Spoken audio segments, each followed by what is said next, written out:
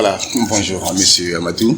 Bonjour. Nous sommes très heureux de vous recevoir sur Canal d'Ivoire. Nous sommes en même temps avec Abidjan News pour avoir un entretien avec vous, parler un peu du FSA. Avec plaisir. Alors, Monsieur Amadou Diallo, je rappelle que vous êtes le directeur général du Fonds de solidarité africain. Pouvez-vous présenter cette institution qui est, ma foi, peu connue des Africains? Je vous remercie pour votre question, même si je ne partage pas la dernière partie, selon laquelle le fonds n'est pas connu par les Africains. Le Fonds de solidarité africain est une institution financière internationale qui a été créée en mars 1975 par une conférence de chefs d'État. Les textes fondateurs ont été signés un an plus tard, en 1976, et il est opérationnel depuis 1979. Les chefs d'État ont assigné au Fonds de solidarité africain la mission d'aider au financement des économies des États membres.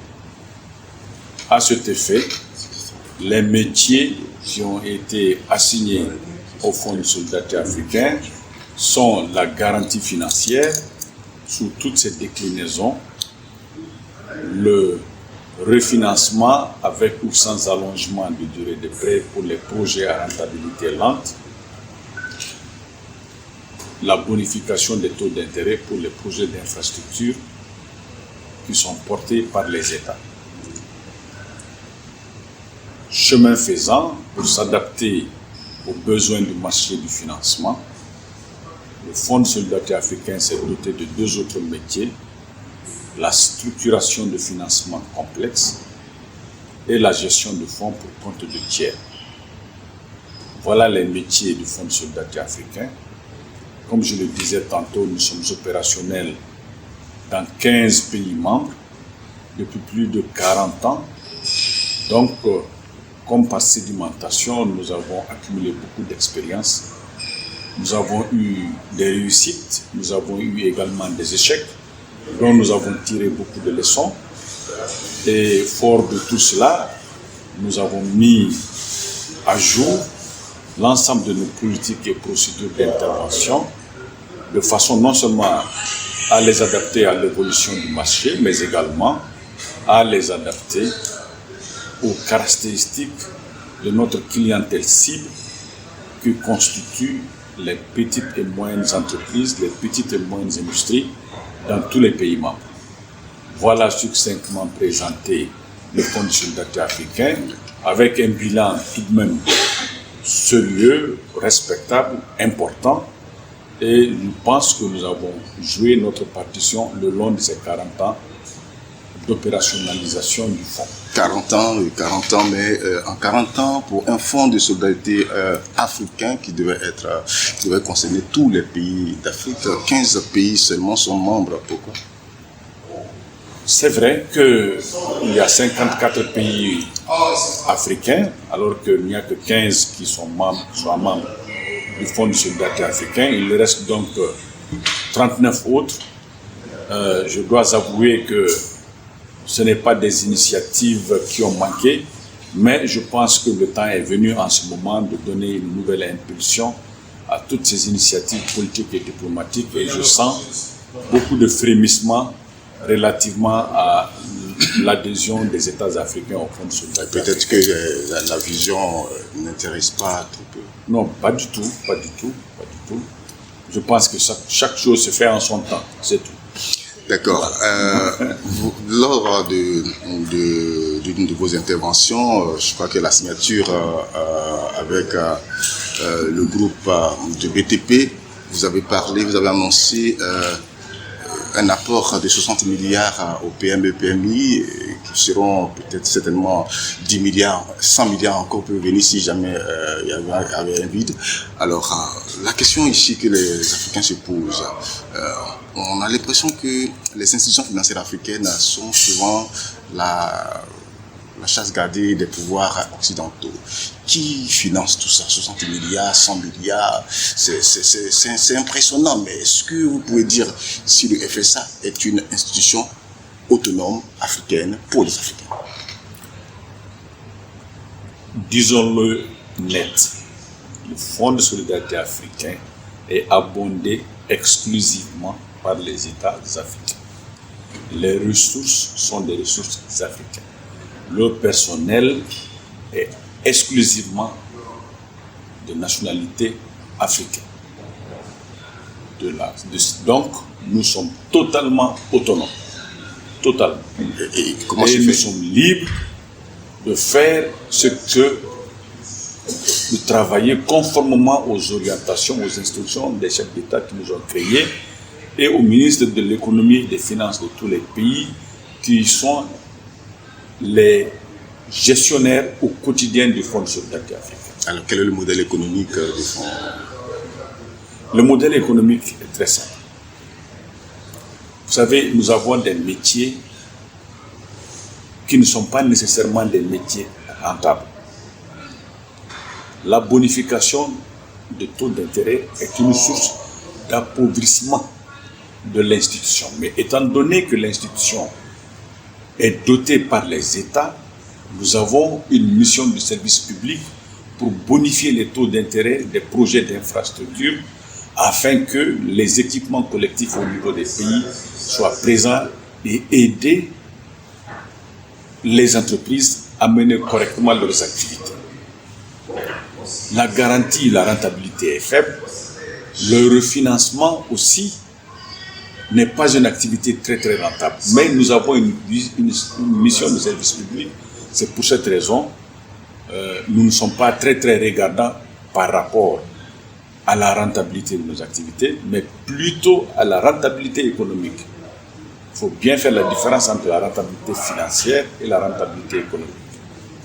Et donc nous veillons à ce que nos interventions créent des emplois, distribuent des salaires, élargissent l'assiette fiscale pour l'État, fassent en sorte que notre commerce extérieur soit plus dynamique, fassent en sorte que, de par les activités que nous finançons, que nous ayons davantage de devises pour couvrir l'émission monétaire des pays membres du Fonds de solidarité africain.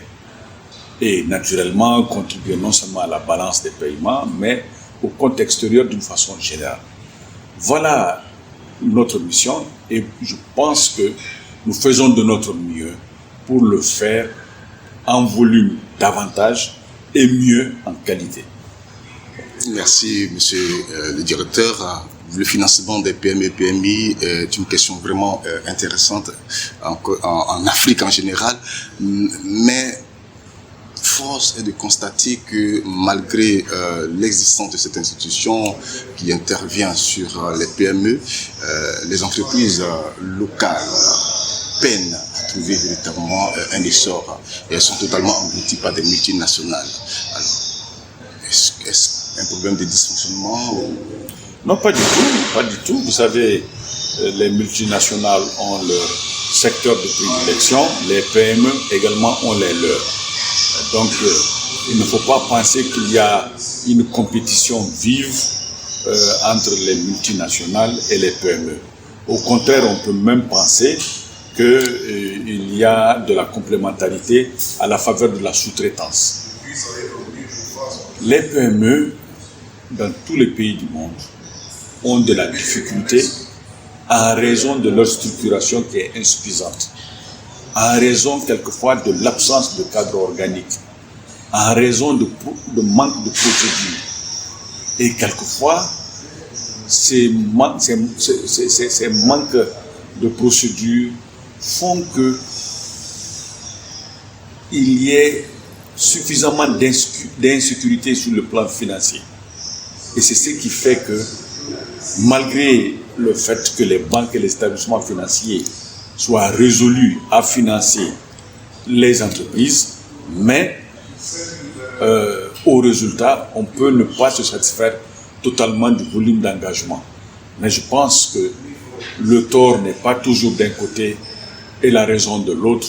Nous devons tous, au fur et à mesure de nos existences, faire des mises au point, se rapprocher, voir dans quelle mesure on peut agir de façon intelligente, de façon cohérente, de façon intégrée, pour que le résultat soit bénéfique pour les uns, sans que ça ne soit un préjudice pour les autres.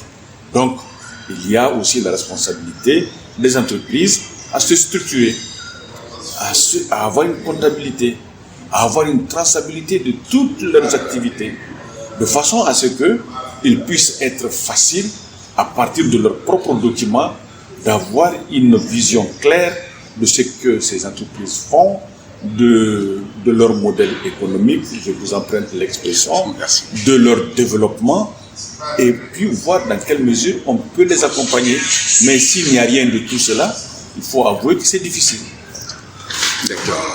Alors, la question c'est de savoir, aujourd'hui, moi je suis une PME et j'ai besoin de financement. Comment est-ce que je procède pour avoir le soutien du FSA? Première chose, il faut faire une étude de faisabilité. Deuxième chose, il faut avoir un business plan. Troisièmement, dans ce business plan, il faut avoir l'expression des besoins de financement. Quatrièmement, il faut qu'il y ait un schéma de financement. Cinquièmement, il faut que vous soyez en discussion avec une banque ou un établissement financier et que cette banque juge nécessaire de requérir la garantie, le refinancement ou la bonification de taux d'intérêt du Fonds de solidarité africain et à cet égard, introduire une requête de financement auprès du Fonds de solidarité africain. C'est aussi simple à dire, mais quelquefois c'est difficile à faire. Le grand rôle est toujours entre les mains des entreprises elles-mêmes. Vous êtes en Côte d'Ivoire actuellement avec la signature de plusieurs conventions. Quelle est l'opportunité de tous ces accords que vous êtes en train de signer actuellement en Côte d'Ivoire? Vous savez, quand je suis arrivé, j'ai eu un entretien avec monsieur le ministre de l'économie et des finances qui m'a donné des indications claires quant aux priorités du gouvernement de la République de Côte d'Ivoire. Premièrement, c'est l'industrie, et à l'intérieur de l'industrie, particulièrement l'agro-industrie. Deuxièmement, ce sont les infrastructures, particulièrement les infrastructures qui conduisent à produire et à distribuer de l'énergie électrique en vue d'accompagner le développement de pôles régionaux et sous-régionaux à l'intérieur du pays, au niveau des préfectures et des sous-préfectures. Ensuite, il y a toutes les activités du secteur de l'hôtellerie et du tourisme qu'il faut accompagner, et naturellement les secteurs qui constituent le socle de tout cela, c'est-à-dire les ressources humaines, l'éducation et la santé. Et donc, fort de toutes ces orientations, j'ai eu des échanges assez intéressants avec les fêtières, la Chambre de commerce et d'industrie, le groupement des entreprises du BTP, les fédérations des PME, mais également avec les banques et les établissements financiers. Et c'est fort de tout cela que nous nous sommes donné la main et on a exprimé notre volonté d'accompagner les entreprises à travers des accords, soit de financement direct, on l'a fait avec certaines banques, mais quelquefois c'est des accords cadres d'ordre général dont nous avons convenu avec les partenaires ici et là. Tout ceci pour réaffirmer notre volonté d'accompagner les PME, mais également de voir ce qui n'a pas pu marcher dans le passé, de façon à corriger cela pour l'avenir. D'accord, nous n'allons pas finir cet entretien sans parler d'un pays membre de votre institution. Il s'agit du Mali, qui traverse une situation particulière avec des sanctions économiques. Je rappelle que vous avez été ministre des Affaires de l'économie et des finances au Mali. Aujourd'hui, quelle lecture faites-vous de cette situation que traverse le Mali? Et puis, je sais pas, je crois que les sanctions ne concernent pas le FSA. Donc, est-ce que le FSA peut faire quelque chose pour aider ce pays frère? D'abord, je dois préciser que le Fonds de solidarité africain n'est pas affilié à la CEDEAO. Et par conséquent, les décisions qui ont été prises concernant la CEDEAO n'engagent pas le Fonds de solidarité africain. Très bien. Et par conséquent, en tant que directeur général du Fonds de solidarité africain, je ne pense pas m'offrir la liberté de commenter une des décisions qui ont été prises par un collège de chefs d'État. Je constate, et en fonction du périmètre qui m'est laissé pour opérationnaliser, pour être en activité dans les pays, je vais investir ces périmètres. Mais je n'ai pas de jugement ou d'appréciation quelconque par rapport à des décisions qui ont été prises par des chefs d'État. Merci, Monsieur Amadou Diallo. Je rappelle que vous êtes directeur général du Fonds de solidarité africain. Nous avons été très heureux de vous avoir reçu sur Canal Ivoire. Moi également. Merci. Merci beaucoup.